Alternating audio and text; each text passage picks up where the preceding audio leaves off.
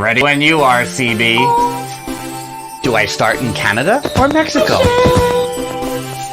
We didn't do Animal Are Kingdom. we really AK haters?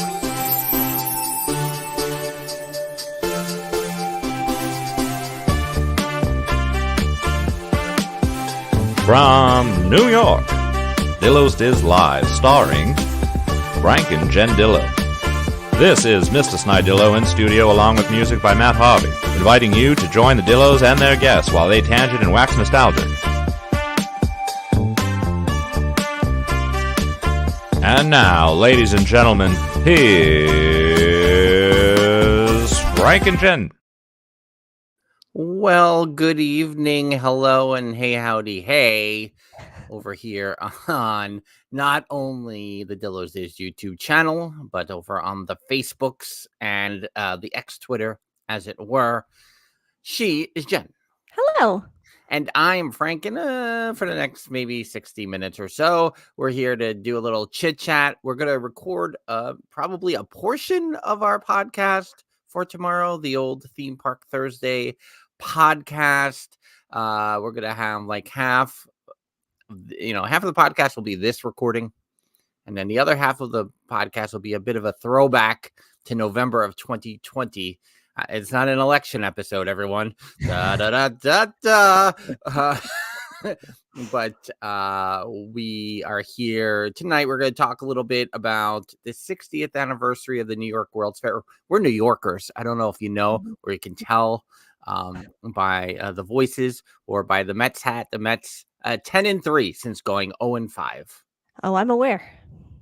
Yeah. It's not. You got to create the balance for the 9-year-old. Yeah. No. Yeah. The Mets won. The Mets every morning. The Mets won. I'm like, oh god. You can't go on a run, Mets. You can't. It only leads to heartbreak. Yeah. So we're going to talk about the New York World's Fair. The 60th anniversary is this Monday officially. And so we have kind of a question to pose to the group here, whoever may be listening, watching, all the things, checking us out here. And we will then have the second half be an interview we did in November of 2020 with Lloyd Truffleman, who works with the New York Adventurers Club doing tours in New York City. He had done virtual tours. I think that still exists. I should have double checked before this live stream of a virtual tour of the New York World's Fair site as well, and a tour around with some. I mean, it was a great interview, and 2020 was 2020. So I don't think anyone remembers. It'll sound fresh and new when we replay it tomorrow on the audio feed. I don't understand how it was 2020 because in my mind, that's not how long ago it was that we talked to him. Right? It's crazy. Something just came up of like something that was. Oh, we're going to talk about the New York World's Fair, right? So the 64 World's Fair is in what Walt Disney did and provided for it. He would pass away 2.5 years later. I just want to say that 2.5 years ago, we were basically at Jocelyn's meetup. That was January of 2022. Right? Yeah, exactly. Like, yeah. That's 2.5. That's the difference in time. Yep. What is time? What is time? Get your merch. So at T-Mobile Store, DillosDiz.com. So we'll get the podcast proper started, at least that first half momentarily. I do want to gripe here. Occasionally, Jen, we have Dillos Pop episodes. We do them about monthly where we tackle some sort of pop culture thing. Mm-hmm. In February, Billy Joel released a new song for the first time in 30 years or so. Yeah. We love it. We talked about Billy for an hour. Since that time, they promoted this CBS special for the 100th concert at Madison Square Garden. Months and months from the Grammys forward, promoting it like crazy. Now, I'm the sucker who's still plugged in with the cable. Yeah. Mostly because of the Met games. I don't want to figure it out what I have to do alternatively. I don't. So this Sunday, I'm amped. I'm ready. Mm-hmm. You know, and hashtag everything is wrestling. You know, I'm a big wrestling fan. So the shenanigans that happen around this night. First, you have the Masters tournament go a half an hour too long, like they like to do with the Super Bowl. Oh, not the Super Bowl, but any NFL playoff game on a Sunday always runs into 60 minutes. 60 minutes starts late, and then all the ratings get boosted because 60 minutes ran long, got the higher rating, and led into whatever then would get the higher rating, et cetera, et cetera. Yeah. Well, between this Masters tournament and the Billy Joel 100th concert at Madison Square Garden was this show called Tracker. You know Tracker? I've heard of it. Yeah. You know who's in the Tracker? No. It's Kevin Pearson from This Is Oh, Us. yeah, that's why I've heard of it. Okay, yes. Fine. You know, Right. but at this point, I've watched 6 seconds of it. Right. Did you And I'm cry? just like, it's it's Not This Kevin Is Us. Pearson. I all I see is Kevin Pearson playing an action star Right. on a TV show. Like, I can't. I'm sorry. I don't. Yes. I want to. I would give it a shot. That's all I see. Yeah. Justin Hartley. That's his name, right? Yes. Val's new favorite show. Oh, okay. Well, if Val has the recommendation, then maybe I'll check it out. Mhm. So that runs a half an hour long because of everything being pushed back. The social media tracker gets its biggest ratings of the season so far. Yeah, you had the 60 minutes lead in. You got the other half of the audience waiting for Billy Joel between 9 and 9:30 Eastern. Mm-hmm. Fine. Yeah. Billy Joel comes on. It's awesome. It's great. It's a Billy Joel concert. The Honestly. camera production work is amazing because Mhm. I often want on local cable here. They will often play old Billy Joel concerts going all the way back to the 70s on cable channels. I don't know what cable, maybe MSG. I don't know. We have a cable channel, MSG, that plays hockey games. Occasionally there's Billy Joel concerts. Mrs. Dillo is always like, why are you watching this? So compared to what we saw Sunday night, it was an amazing production work. Piano Man comes on. You know how it goes at the end with when Piano Man comes on. Yeah. I'm like, I'm getting excited for the final choruses are coming up. You got to do the sing along with the audience. We know how it goes. Yes. He gets me my drinks for free tonight on the local news. Da, da, da, da, da. Like the 11 o'clock news delayed a half an hour comes on at 11:30. You lose the rest of Piano Man. Stream it Monday on Paramount Plus. Get out of here. Get out of here. But CBS quickly apologizes for what happened on the East Coast and the Central Time Zone, and now it will be replayed on Friday on CBS. And CBS, you ruined it. Blew it. Yeah.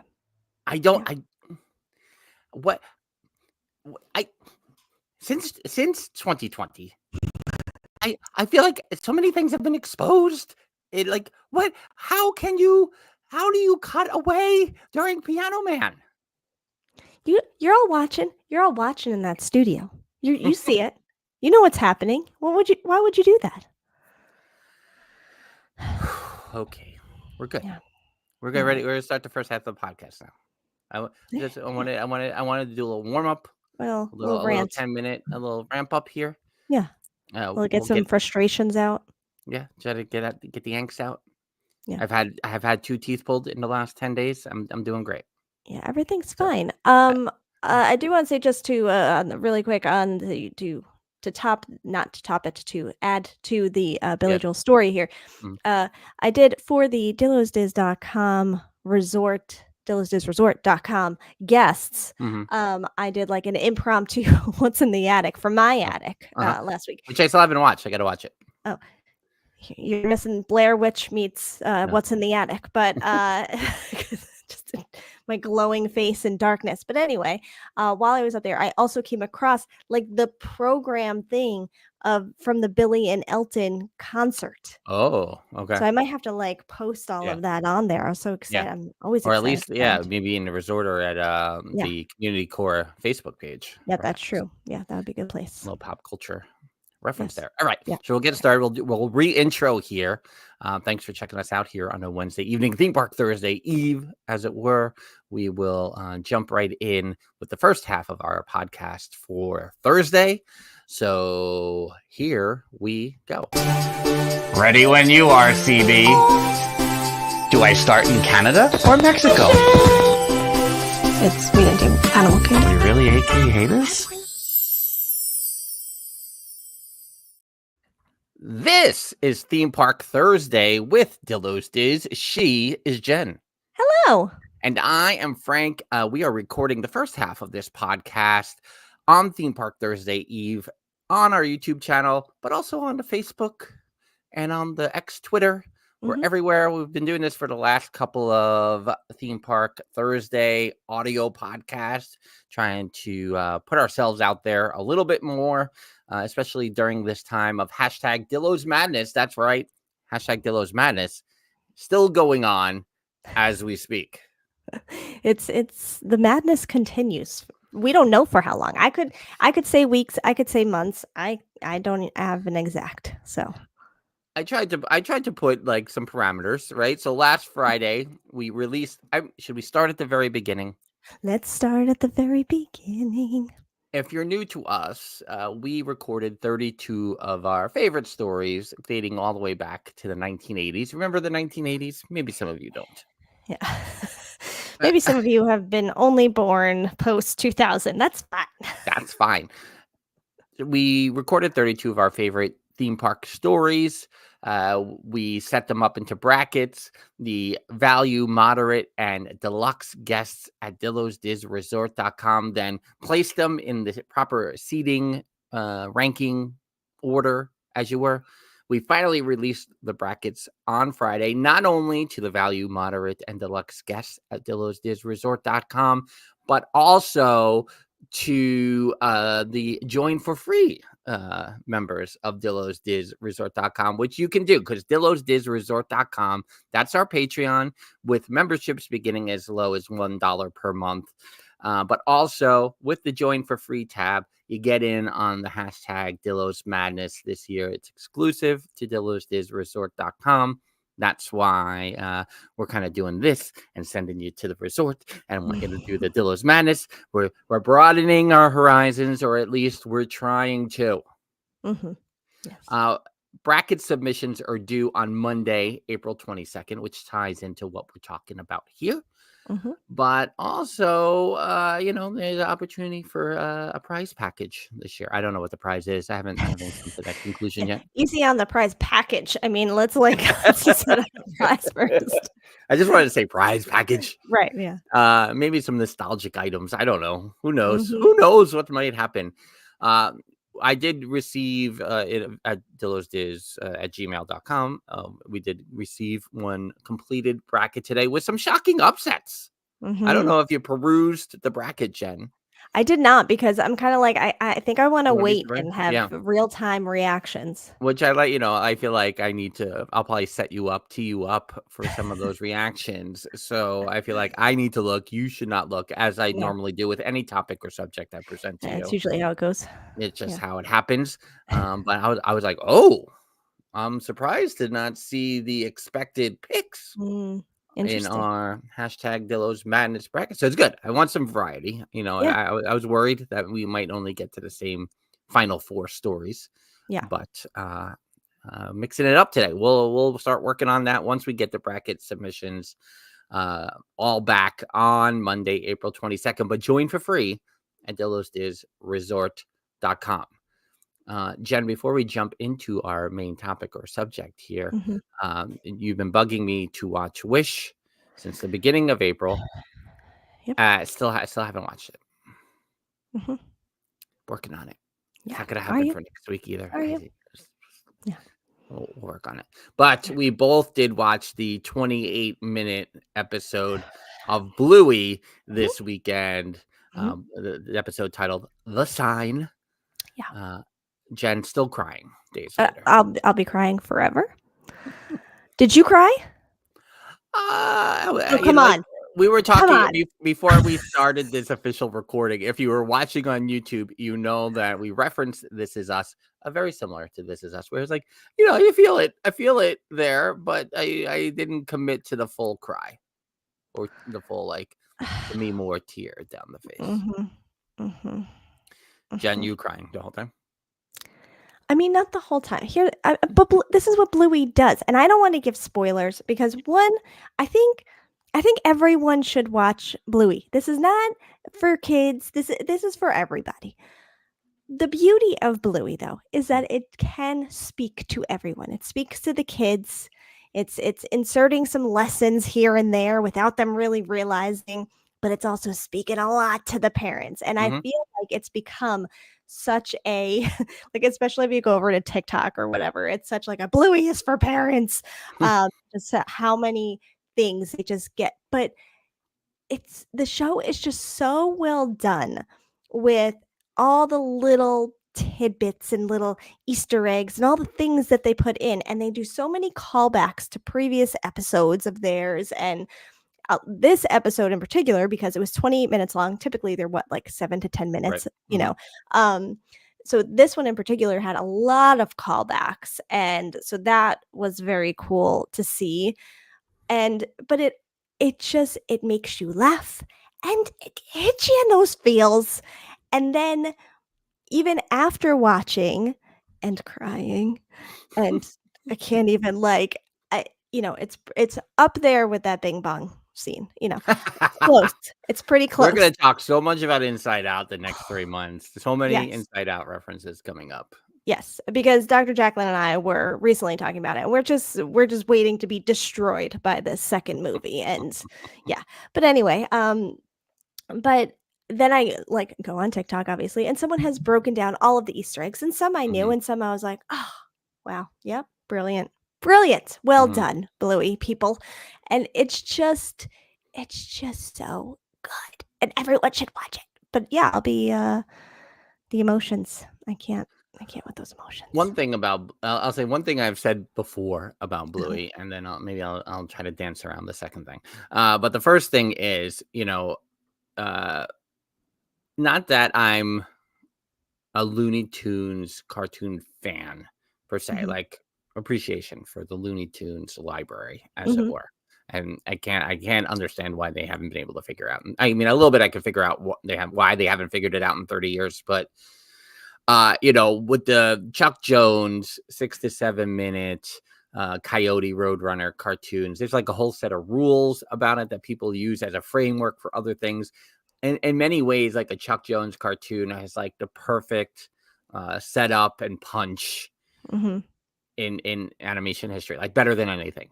Mhm. Bluey with its 7 minutes, I don't know if it's meant to directly emulate that, but it's as close to a perfect cartoon in that Chuck Jones vein than Mhm. I've ever seen. Mm. So Mhm. that is first and foremost, is I think it's as perfect a cartoon series than Yeah. that we've ever had. Mhm. And yeah, Roadrunner and Coyote cartoons are very predictable, but it's you watch it for a reason, and you're always going Yeah. to watch it for a reason, and it's because of the set of rules that Chuck Jones has. Mhm. I think it's very applicable Yeah. to Bluey. So Mhm. to that, 100%. Mhm. The second thing is, uh, it's going to be hard to quantify. When the world shut down in 2020, Mhm. my 4-year-old, then 4-year-old, now an 8-year-old, What? was making all these games up, and I didn't know where she was getting it from. I was like, "What are you talking about? That we gotta climb a balcony to be Santa? Like, Mhm. what are you talking Mhm. about?" Like, and then we were like playing statues in the driveway. Mhm. I'm like, where is all of this coming from? Clearly, I wasn't paying enough attention to what she was watching on television at the time. But it was slowly, as I got into watching Bluey, because what else are we gonna do? We were sitting at Mhm. home. I Mhm. was like, "Oh, this is where all this is coming from," Mhm. and so then you get suckered in.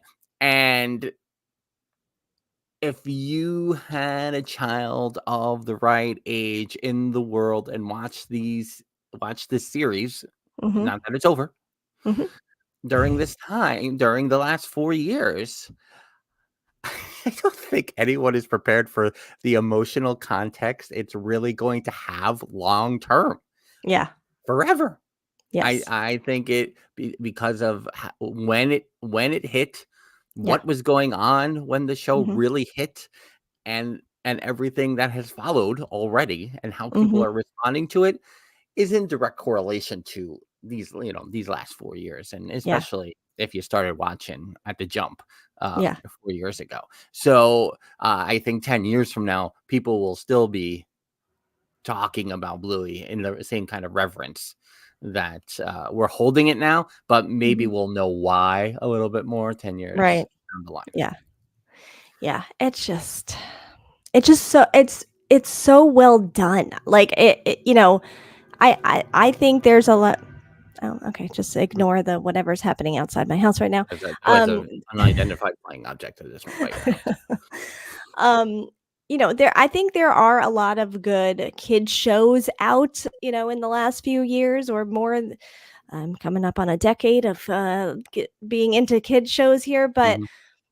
there's just something different about this one. And like I said, I think it is that it can speak to everyone and it can speak to parents and it can speak and it has these lessons and call outs and callbacks and getting you in the feels and all the things. And yeah, it did get the kids, probably especially during that time, like getting them out of their shell. All three of our kids, I don't Mhm. know how long they played grannies everywhere they Oh, right. went. It'll Mhm. still come out every once in a while, but like grannies was huge that they would Yeah. just go around doing that. And, I feel like, especially in this, I don't know, it's hard to say this last season of Bluey because I know sometimes they'll release like one and then like a year later they release another batch, but it's all the Yeah. same season.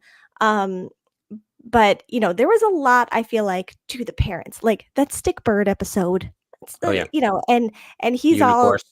yeah, You know. unicorn, like all of those things are so like right to us. And Mhm. but yeah, so it's not as though I'm like, oh my God, this would it's just the what Bluey can do is Mhm. just very cool. And it's been very cool to watch and see the response to it. Yeah.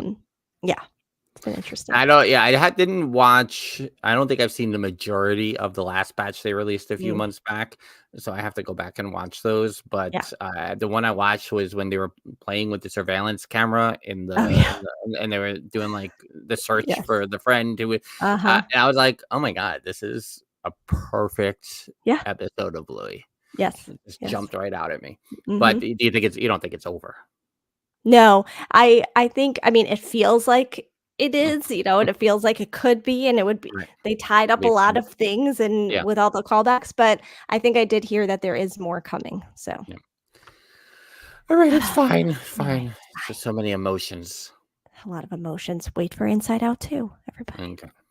Can't wait for our live watch of Inside Out 1. Is Dr. J gonna come on for the live I'm one? sure she will. I gotta be prepared for that one.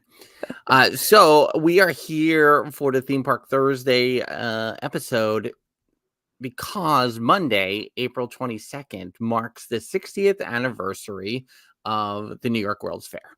Mhm. And for me, it's 10 minutes down the road right here. Right. For Jen, it's you got to come in a little further west. Yeah. But it is in and around our lives Mhm. for our entire life, Mhm. as it were. And what we have maybe underplayed all these years is how much of an impact the New York World's Fair had on Mama and Papa Dillo, Mhm. which then we didn't realize that impact then impacted us Mhm. when we went to Walt Disney World. Right. And we've tapped in, we've talked a little bit about, but I still feel like then we forget, and then we're reminded of it again, and then we Mhm. forget. So the first half of the episode, we're gonna focus on 4 things that Walt Disney provided for, basically produced for the New York World's Fair, Mhm. and maybe have a little debate about which of those are the most impactful or most important, which of the 4. Mhm. And then in the second half, we're actually going to do a throwback Thursday in November of 2020. We had an interview, a conversation, as it were, with Lloyd Truffleman, who is a New York City tour guide. He works with the New York Adventurers Club on tours of the site of the New York World's Fair, both, I think, on site and virtually. And I thought this was a great opportunity to bring that back up, especially if you're new. You didn't listen back then, but you listen now. I can't tell by the amount of downloads and listens because I can look at 3 different places and they tell me 3 different numbers. So that's totally fine. I wasn't aggravated at all earlier today looking at such things. Totally fine. But up first here, we will discuss, which order do I want to go in, Jen? It's like I'm doing the 1, 2, 3, 2, 2, 1. Right? Yeah, 4. So 4 main contributions from Walt Disney right here. I think we can discuss It's a Small World, presented by Pepsi over in Flushing Meadows Park there. And the impact that the dancing and singing dolls had on Papa Dillo most of all. But in general, as an attraction, as a dark ride, as a landmark basically of both Disneyland and Walt Disney World years following the 1964 World's Fair, but also other dark rides that followed, etc. Great moments with Mr. Lincoln, which now we know President Lincoln in the Hall of Presidents at Walt Disney World. What's funny, and it's gonna sound so like I know, but at the same time, when I think about it, I'm like, oh, Walt Disney Animation. I was reading a Disney Parks blog from several years ago where it talked about Mr. Lincoln here and audio animatronic. I'm not naive. I know animatronic and animated have the same prefix. But I guess on an episode of The Wonderful World of Color leading up to the 64 World's Fair, Walt Disney mentions like the next evolution of animation. And like for a second, like the bell went off and the heavens opened up and the sun rained down on me like, oh, you didn't realize this was animation. I was like, no, I did, but I didn't ever see it framed that way. So it hit me differently of like, oh, animation. Oh, even though I know. Yeah. So we can discuss that a little further. Perhaps underrated on this list of 4, we'll see as we talk about it, the Magic Skyway. Now, the Magic Skyway didn't become an attraction in Disneyland or Walt Disney World, but based on what it is and what it was, it launched, it was inspiring to other attractions that followed. So especially if you like the People Mover, or if your first ride was If You Had Wings, or anything like that, the Omni Mover, craze there. We'll get a little more in depth with that there, and then finally Progress Land, which we know as the Carousel of Progress now, and that technology and the popularity of that attraction and all that follows here. And well, those are the 4: Progress Land, Magic Skyway, great moments with Mr. Lincoln, and It's a Small World. Jen, I just did a lot of talking, so I'm going to pass it to you to get things going. Yeah, I just wanted to answer 2 quick questions before we get into these. One, Lewis asked, how far is 10 minutes down the road? Is that like 10 miles from where we come from? Yeah, I mean, it would probably, it could, 10 minutes down the road for Frank could take 10 minutes. It could take 45. It doesn't really, it's hard to say. Yeah, it's probably a half an hour subway ride. Right. Too, but it's probably 2.5 miles down the road, maybe like on the Grand Central Parkway, maybe. Yeah. It could be quick at 6 a.m. I do recall there was a day you were coming out here to film something, and it started snowing or raining or something, and you were around that area, and it had been over an hour, and you were still like. And I was like, no, this is it. I see my exit. I'm going home. Yeah. And Val also asked if we've seen Tomorrowland. I see, a couple of, I'm going to say a couple of months back. It could have been a year ago. But I was at Mama and Papa Dillo's, and she was watching the second half of she was watching Tomorrowland. I probably saw the second half of the movie, and I was like a little into it. I haven't seen it from beginning to end, and it's been on my list for a long time. And I don't know why I haven't.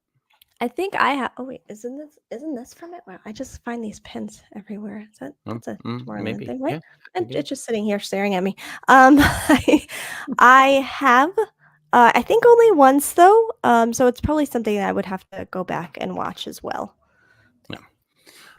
Just quickly, if you're watching the live stream and not listening on the audio, this might be interesting. But these are some photos that I took the day Jen and I were on the site at Flushing Meadows, Corona Park. However, we phrase those 4 words together. I can't do it. Back in 2019, but that's the Unisphere. Hi, here I am. The Unisphere, which is the icon of the park at this point and was the icon of the World's Fair. And obviously with a glorious fountain right around it. How can you go wrong? But at the time, this was like the largest representation of the globe at that time. A representation of peace through understanding, I think was the theme. Then we got what's like little things are still around, right? The Hall of Science emblem there from on the ground as you walk around from 1964, part of the space exhibit there. You can see in the distance. It was a lovely fall day in 2019. But as I go through, just to share it quickly, because I am right here and I don't want to bounce back and forth too much, right? So Progress Land we're talking about. Once again, with the picture of Father, as it were. There's a picture of the Magic Skyway, which was presented by Ford. And so everyone, you didn't get in like a little blue vehicle that with the doors automatically closing. You got like in a Ford Mustang. And not only did you get in like the 64 car in 1964, then they updated like all 300 cars the following year. And you got to go on the following year's model. But that's on a track there as you go around. And then there's Mr. Lincoln right there. Is that globe in this picture from the yacht club lobby? I don't know. I think so. Making that up. Let's start that rumor. Breaking yacht club globe. Secretly from Great Moments with Mr. Lincoln. Yeah, I think the one in the yacht club is probably twice the size, but we're going to start the rumor.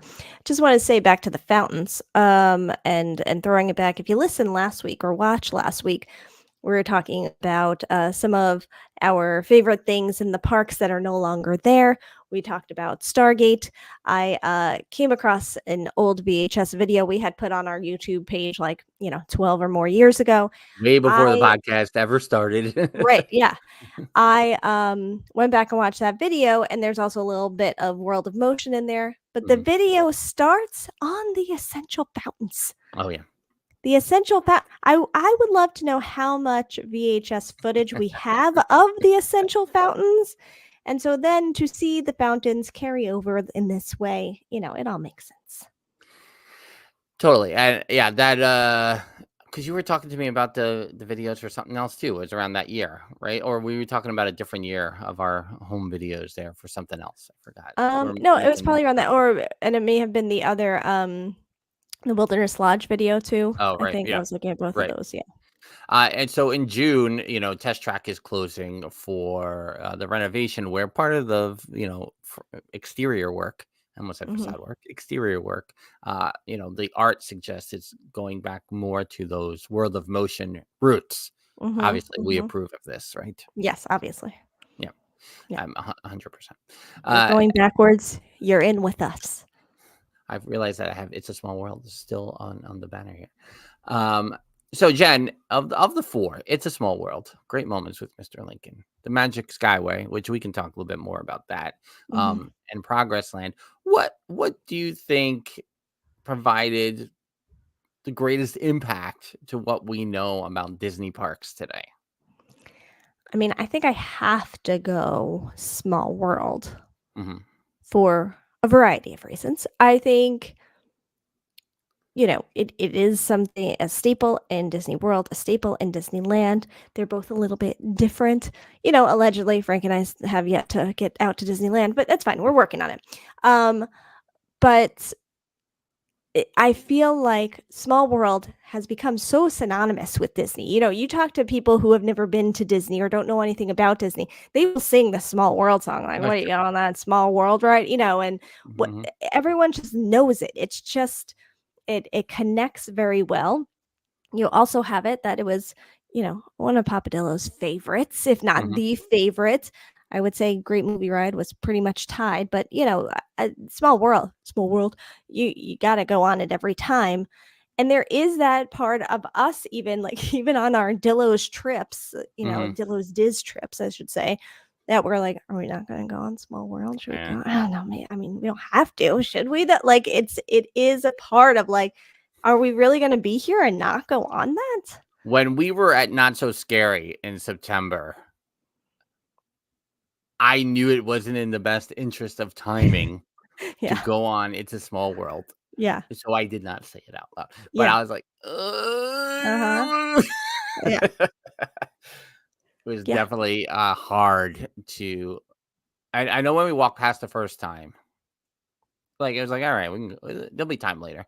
Yeah. Uh, but then coming back, like, and realizing because my brain does weird time management things sometimes, and it was early enough in the in the evening, I think it was, Mhm. like, after we did Haunted Mansion, we were over there at the Rapunzel restrooms and everything else, where, but in my head, I was like, "No, we're getting to this spot by here, we're getting to that, the shows are here, the parade is there. No, don't stop for the 15-minute, Mhm. walk down the queue, get on the Yeah. 10-minute boat ride, come back up. You don't have 15 minutes. There's not a 15-minute gap in here." Yeah. Yeah. And I think for us it was a massive part of our trips and our childhood, and Pinocchio is being attached, and we also talked about Pinocchio's and missing the burgers. We talk about that very often over the last 5 to 6 years. But we would sit and try to get that window seat, which apparently is very difficult to do nowadays, but we would be able to get it every trip and we could wave to everyone and watch the ride. So it was just like it was a must do for us Mhm, always. mhm.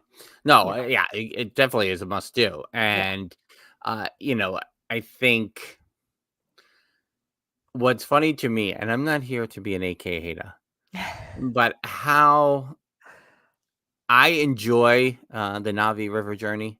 Mhm. There's a lot of Mhm. haters for that attraction out Mhm. there. I enjoy it for what it is. I'm not waiting that long to go on it, No. but if I'm Yeah. going on a slow moving boat ride, I'm just gonna do it. Why? Right. Because I love It's a Small World. Yeah. But Mhm. also, I'm like, did you look to It's a Small World and try to figure out what they were doing there and try Mhm. to bring it over to your small moving boat ride? Try to get the same. No, it's not the same feeling and the same energy. There's Yeah. something about it, and it is. As much as people, whether you hate the song or you love the song, it is a unifier, as we Yeah. like to say sometimes, where it brings people together.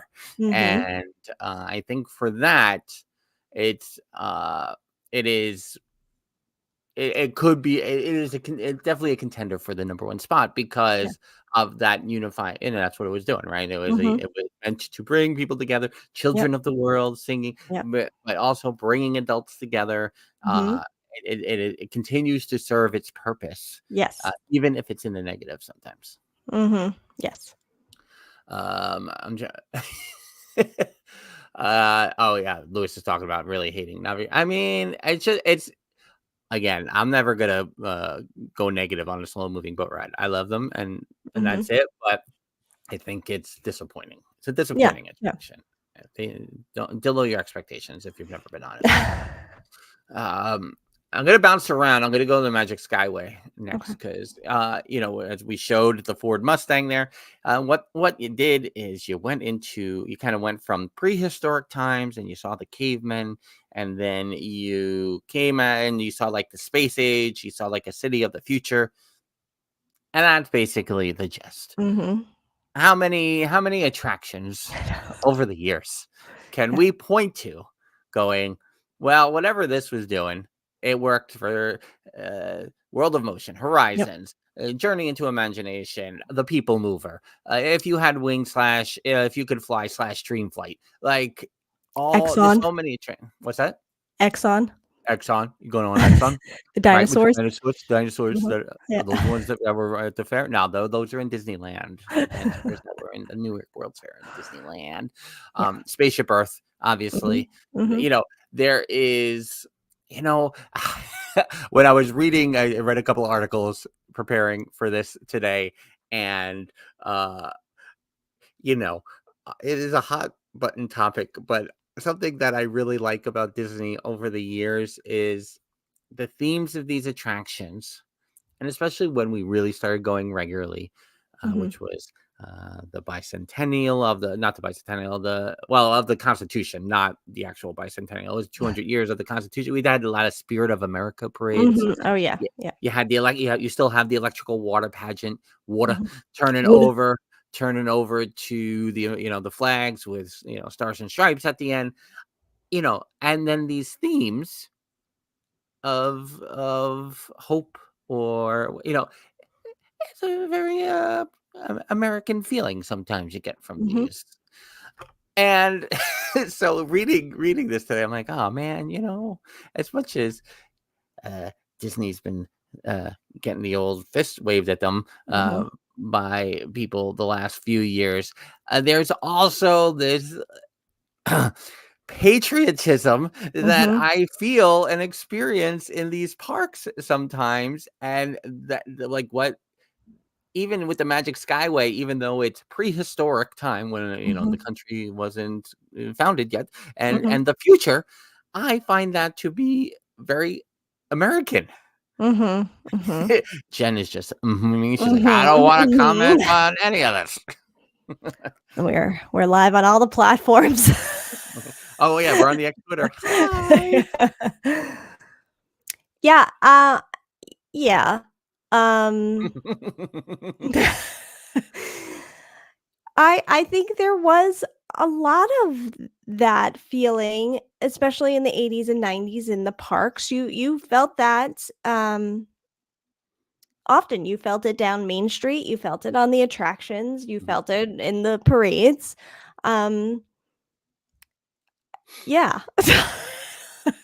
I mean, I like walking through Liberty Square now because, like, and where maybe prior to doing this podcast ever, I don't think Mhm, I've spent that much time in Liberty Square. mhm, But since doing this podcast, whether it's because I become more of a appreciator of Haunted Mansion or whatever, I mhm. find myself going to Sleepy Hollow more, walking around the area more, and but because it still has that Mhm, feeling. mhm. And the riverboat and everything. There's just it's progress. And as we get to Progress Land in a second, Mhm. but to me, that's that coincided, with what you were learning as a kid and what you were learning, Right. and what you learn about Edison and Benjamin Franklin and electricity, all these things that I then connected to Disney along the way. And so that's what cracked me up with thinking about this, is like I get like Americana vibes from Mhm. thinking about an attraction that goes from prehistoric to the future. It's interesting. Yeah. But yeah, there were totally those feels and those vibes, and it does, like you're saying, it does exist in certain areas of the parks now, um and in that nostalgic way. Hmm. That's all. Well said. Yeah. Yeah, and I think that is definitely right. That's part of it too, and part of the New York World's Fair, had that kind of again, peace through understanding. But people talk about it as the big thing that happened before the Vietnam War. Mhm. So for baby boomers, Mhm. which is Mom and Papa Dillo, Yeah. this was I think the Wikipedia page said it, like a touchstone moment Yeah. in their lives before things got turned upside down a little bit Mhm.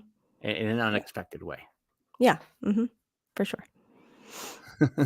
Up next, let's talk about, because I feel like we mentioned progress, and a lot of those dark ride attractions have progress involved with them. Progress Land. What I found really interesting and what I read earlier today was that the importance of the more than 200 seat theater loading every 4 minutes. Mm-hmm. And the way that, part of, yes, we were telling a story, but it was also this novel concept of every 4 minutes, 200 people come off the line, even though the line was still an hour at the New York World's Fair. Yeah. I think in some ways, again, right. So we're talking about the storytelling of in the Disney parks.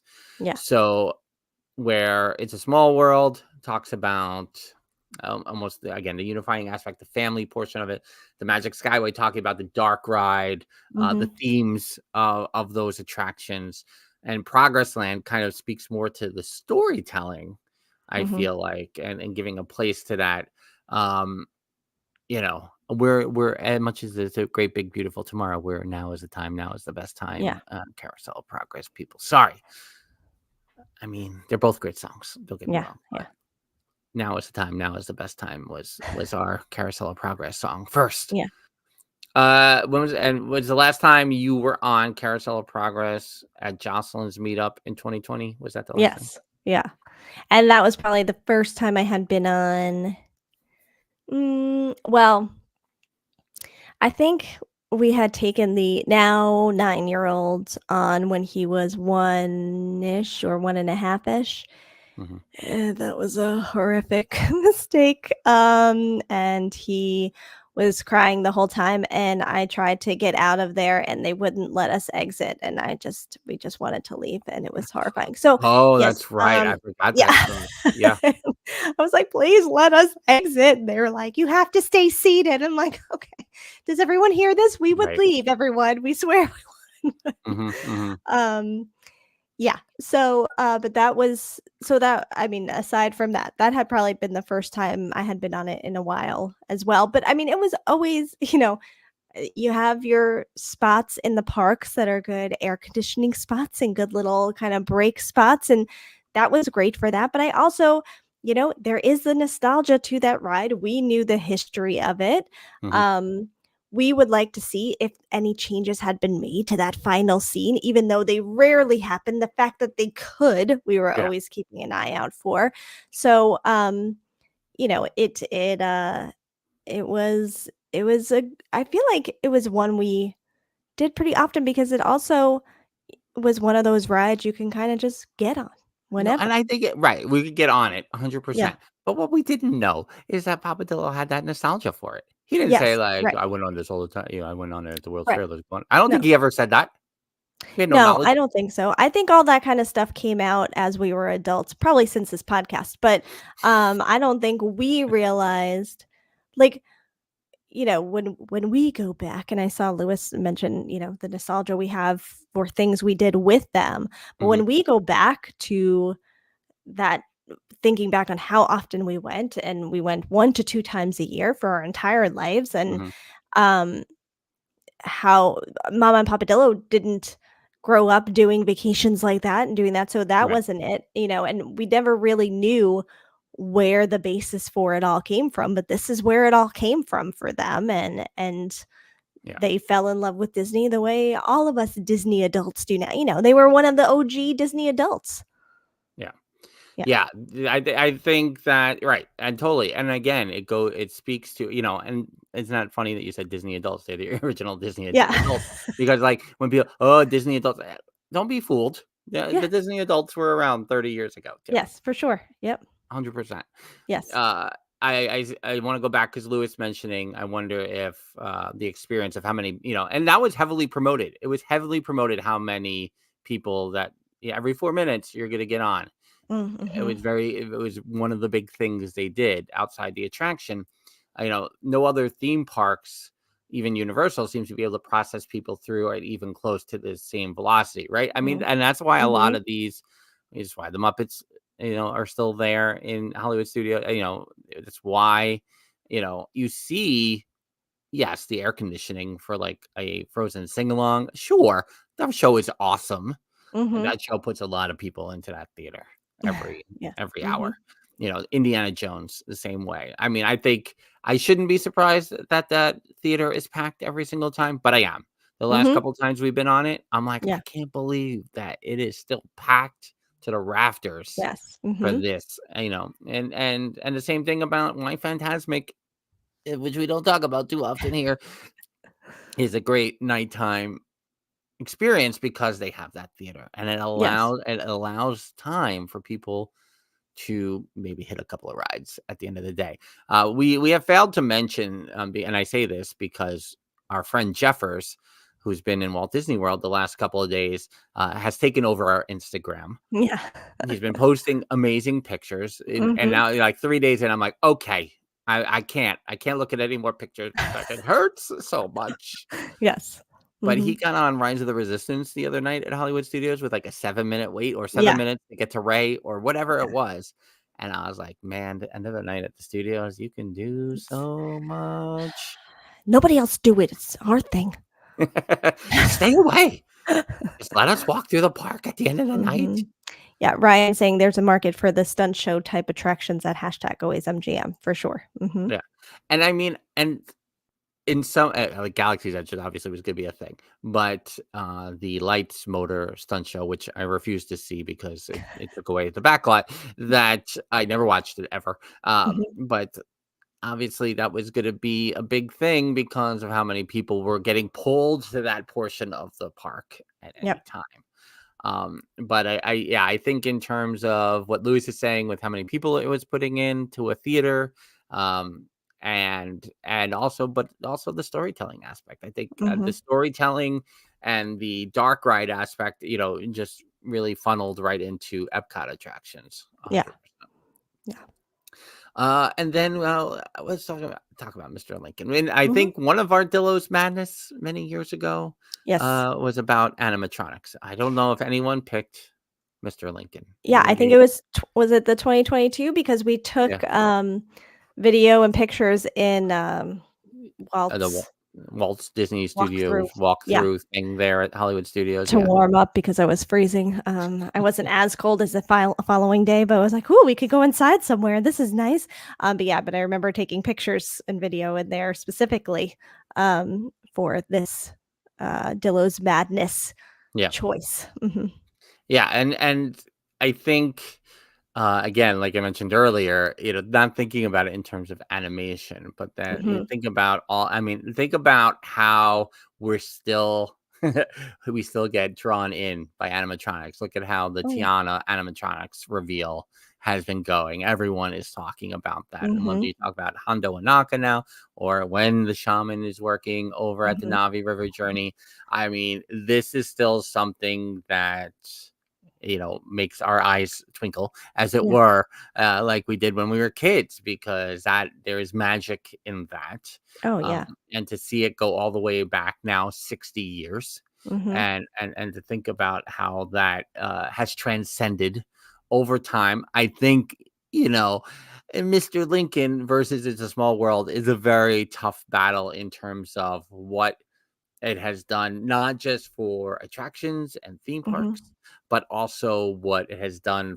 for the enjoyment and entertainment of the guests who visit the parks. Yeah. Um, so that's where I was like, I don't know if I have the answer when I pose like which of the four Yeah. are it's the greatest contribution, Mhm. because I think I can go either way, especially with with how I am. But Mhm. you would still go, It's a Small World, Jen.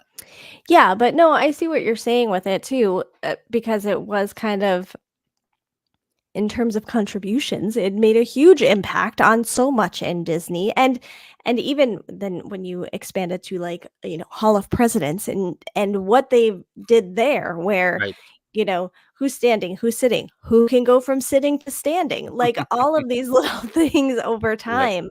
Um, and you think about how it started and where it started and how crazy that must have been then to see.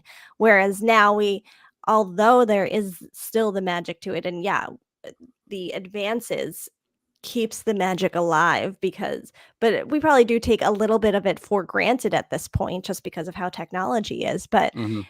you think about how far it's come and where it started and how long ago it started and the minds that were blown seeing something like this back then. It totally makes sense that, yeah, obviously this had a major contribution to theme parks and Disney especially. Lewis, we like shows in the parks. I had to look up obstinate while Jen was talking to make sure I knew which word you were talking about. I'm just saying. Can I just also side note on that, because you mentioned Fantasmic. I don't know if you caught it in our one channel Discord, which is associated with dillosresort.com, that there was a night where Mr. Snidillo was like, hey, what's this? And he saw Fantasmic on like a map and he thought it was something new coming. And I was like, well, isn't that Fantasmic? He's like, what do you mean? I was like, Fantasmic. That's where Fantasmic is. He's like, what are you talking about? I'm like, Fantasmic, the nighttime show at MGM. What do you mean? And he's like, I've never known this existed. I'm like, what are you talking about? And we had to like look it up, and he like brings up a video on YouTube and he's watching. He's like, I have no idea what this is. And he's like, maybe there's something in the back of my head that knew there was something nighttime there, but I never knew anything about it. I'm like, it's been around since the 90s. What do you mean? Yeah. Yeah. It's 26 years old. Crazy. He was just like, what? Wait, where is this? It's pretty funny. I mean, in defense of Mr. Snidillo here, yeah. I mean, he should be reading the maps. First of all, we get so many sent to our PO box. But yeah, I should probably take him through all the maps and where they are. But yeah, the path to Fantasmic. I'm still like, I haven't been over there enough to really understand how I'm getting over there. Yeah, no, I don't remember. I have seen it. I don't know the last time I even saw it too. It had to be in high school. The last time I saw it, I don't know. I think the last time I saw it was, I think I saw it with Mrs. Dillo in 2015. Maybe. Yeah. This is referencing Lights, Motor, Action, and Fantasmic mostly for you. Lights, Motor, Action is just not was just not going to be my cup of tea. So I chose my time over that. And I know a lot of people who work that show. So Fantasmic is still Disney inside. And if someone said to me, can we go see Fantasmic? If there was an 8-year-old that were to ask, probably it would be yes. For now, I'm not telling her it exists. She will be Mr. Snidillo at some point going, what do you mean? I've been to Disney lots. I don't know what you're talking about. What's this show? What are you talking about? Oh, gosh, that's too funny. So here, then, we're going to lead into the second half, the second portion of the audio podcast, which you're not going to see if you're watching the live stream right now as I'm talking. Side note, it's not Disney related. Can we just talk about this? You and I didn't talk about it directly. This Beavis and Butthead sketch that was on SNL. My God, we were supposed to talk about Ryan Gosling as a whole thing. Yeah, it was a whole Ryan Gosling. How much did you laugh? First of all,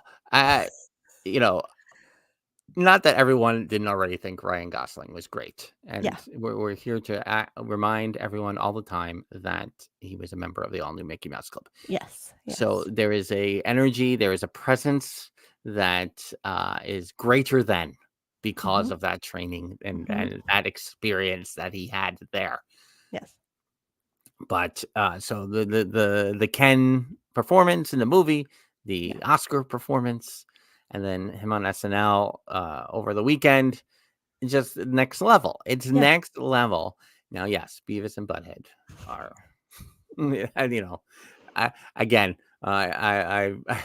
I've had a clean living in a lot of ways. So, but Beavis and Butthead, I still thought was hilarious. And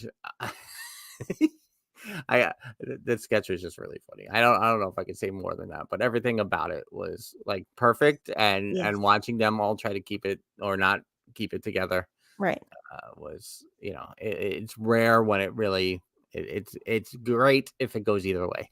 Yes. First of all, I'm a sucker for when people break, which is why I used to enjoy Jimmy Fallon so much on SNL. That's because he broke all the time. Yeah, you gotta get people stirred up here. Yes. But that was fun. But just like the whole thing, I was in my head going, I would love to just have been in the writer's room going like, it'd be really funny. And like you're bringing back Beavis and Butthead, first of all, and still hilarious. But he was so funny. And yes, that's all I kept thinking is, because then there was, I think I sent you the other sketch Yeah, he that was was funny in where too. he was, okay, Brad, you're how he was in that too. I'm like, he is just bringing out that sketch comedy he learned on the MMC, and he is killing it on this episode. And I would see like clips of it and people in the comments being like, if he was on every week, I would actually watch SNL Yeah. now, and all of that. But he's just so good at what he does. Lewis is here asking if we watched Carol Burnett. I definitely did.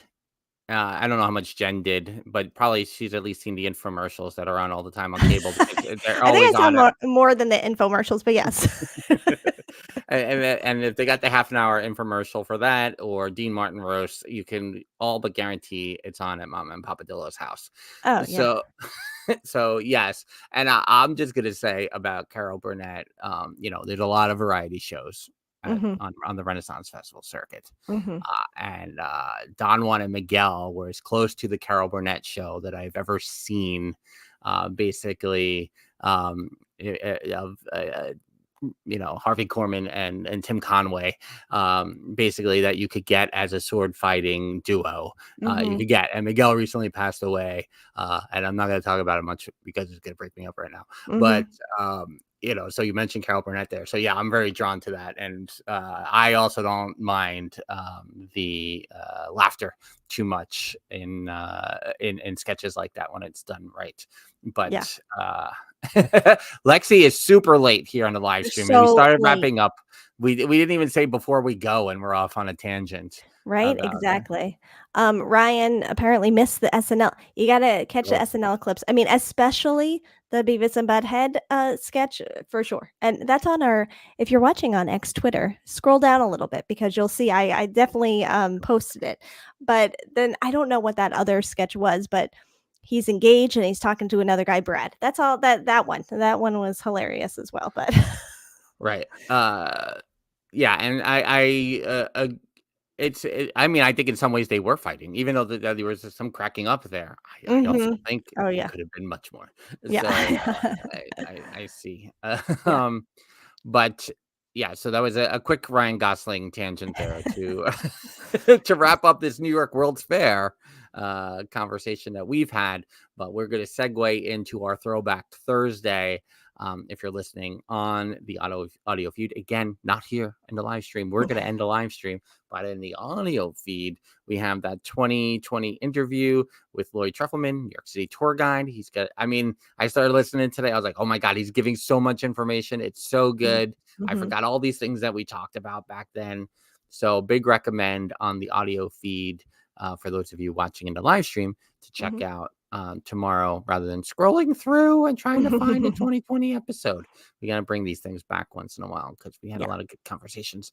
And it's especially appropriate now for the 60th anniversary of the New York World's Fair. Make sure to get in those #Dillos Madness brackets by Monday, April 22nd, which is the 60th anniversary of the New York World's Fair. It's like we planned it out this way.